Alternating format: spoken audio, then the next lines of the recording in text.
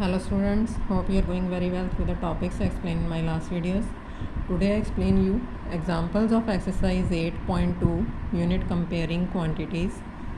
Here example 8, 9, 10 are left. Example number 8 is here. The cost of a pair of roller skates at shop was this.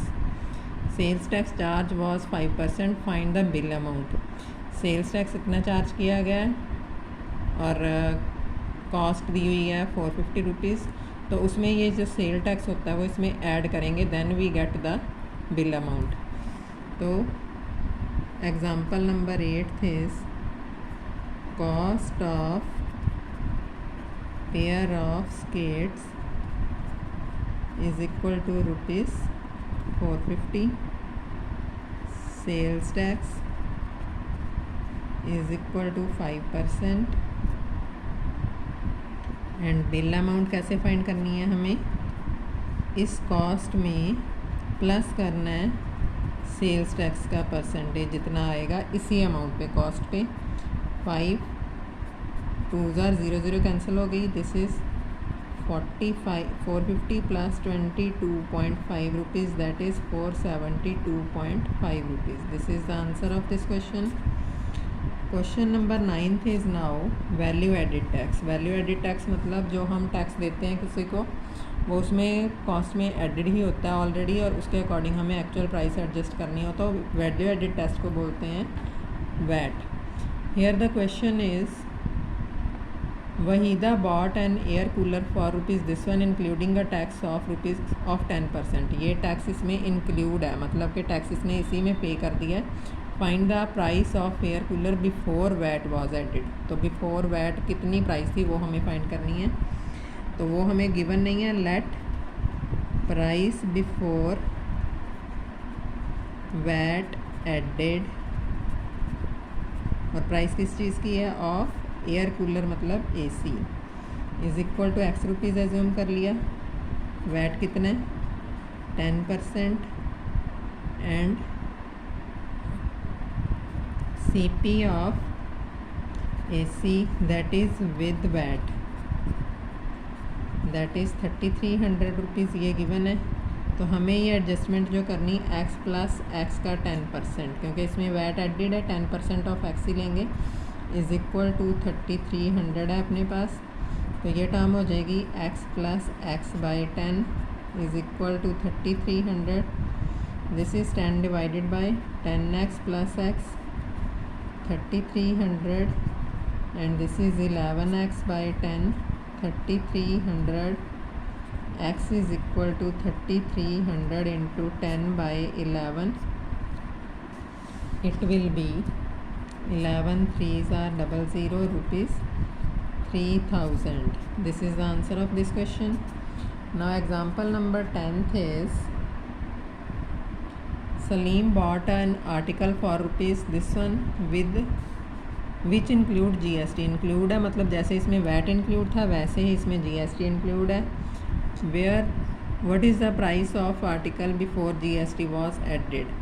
तो इसमें भी ऐसे ही करना, let price of article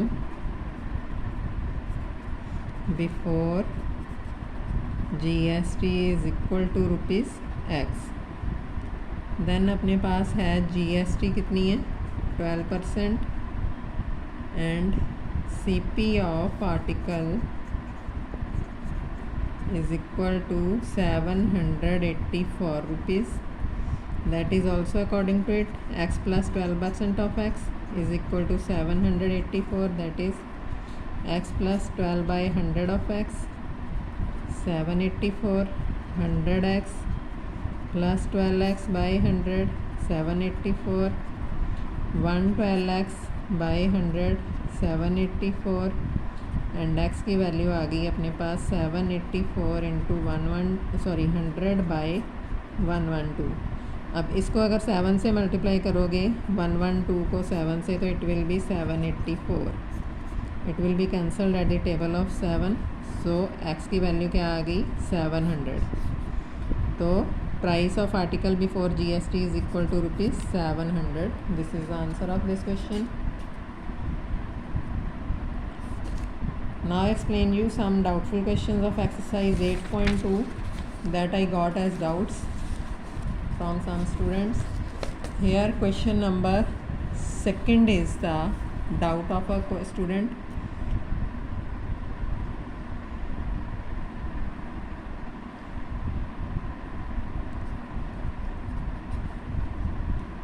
On Sunday 8:45 people went to zoo. On Monday only 169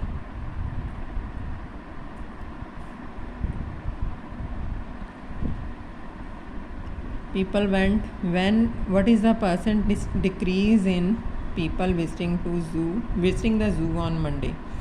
तो Monday को कितने percent decrease हुई है? तो ये है अपने पास people went to zoo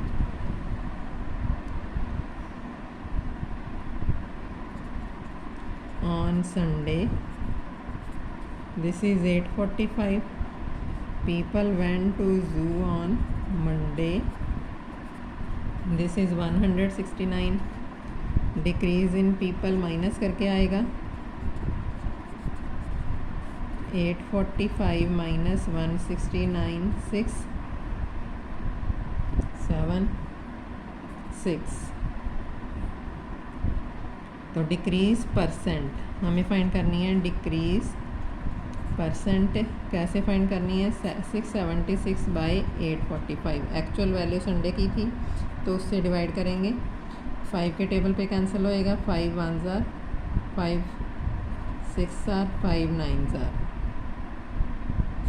this is 5 20s are. इसको मल्टीप्लाई करके देखो 4 पे 36 3 27 2. So it can be cancelled at the table of 4. तो इसकी वैल्यू कितनी परसेंट डिक्रीज़ हो गई? 80%. तो इट्स आंसर इज़ 8.2 का question number second is 80% decrease in the value, decrease in the people who went to zoo. And a question number third is also got as doubt, so I explain and next I will explain in my next video. Third is the shopkeeper buys 80 articles for rupees 2400 and sells them at a profit of 16%. Find the selling price of one article. अब देखो यहाँ पे 80 article की cost price दी हुई है but हमें find करनी है वन आर्टिकल की कॉस्ट प्राइस. तो कैसे फाइंड करेंगे? पहले वन आर्टिकल की कॉस्ट प्राइस फाइंड करेंगे. CP of 80 articles, that is rupees 2400. CP of one article 2400 by 80, that is rupees 30. Profit percent कितना दिया हुआ है? Profit percent 16%. Now we have to find SP according to CP into 100 plus profit percent by 100, that is 30. अब यहाँ पे हमने 2400 नहीं लेना, 30 लेना क्योंकि वन आर्टिकल की फाइंड करनी है, इसलिए 1 + 16 सॉरी 100 + 16 और प्रॉफिट परसेंट में 16% नहीं लिखना है, इस बात का ध्यान रखना है. तो it will be by 100. 30 into 1 16 बाय 100. 1 0 कैंसल. 348 बाय 10. तो this is rupees 34.80. Selling price of article is 34.80 is the answer of this question. And next doubts I will explain in my next video. Till then, thank you.